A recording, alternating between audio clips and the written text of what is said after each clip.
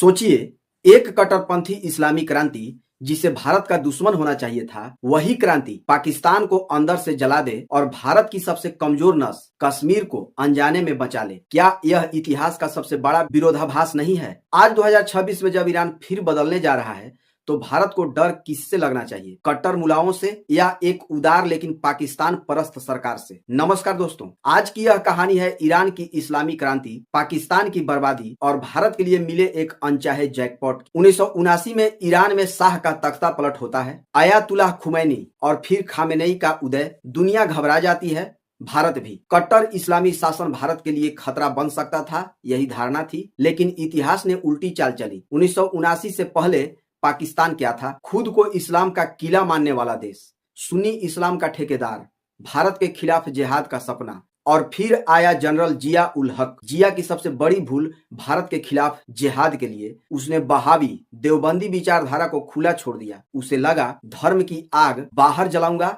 लेकिन तभी ईरान की शिया क्रांति ने पाकिस्तान में आग लगा दी।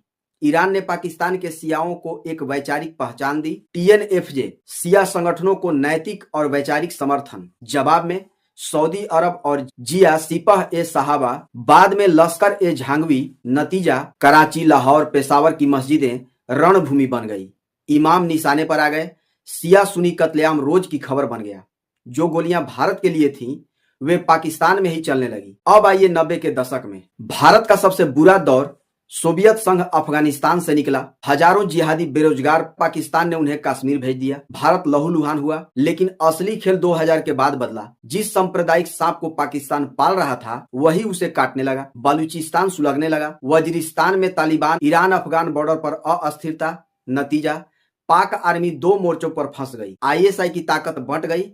कश्मीर पर फोकस कम हुआ। रणनीतिक बफर, अगर दुश्मन अपने ही घर में आग बुझा रहा हो तो सरहद कमजोर पड़ जाती है। ईरान का शाह पाकिस्तान का सगा निकल गया, जो 1965 युद्ध में पाकिस्तान को सपोर्ट, 1971 में युद्ध में लॉजिस्टिक मदद, भारत के खिलाफ खुला झुकाव। अगर शाह रहता तो पाकिस्तान को एक ताकतवर मुस्लिम साथी मिलता, लेकिन आयातुल्लाह कट्टर था। भारत विरोधी बयान देता था, कश्मीर पर बोलता था, लेकिन कभी पाकिस्तान के साथ सुन्नी फ्रंट नहीं बनाया। ईरान पाक रिश्ते हमेशा अविश्वास से भरे रहे। यही भारत के लिए चाबहार पोर्ट का रास्ता बना। अफगानिस्तान तक भारत की पहुंच बनी।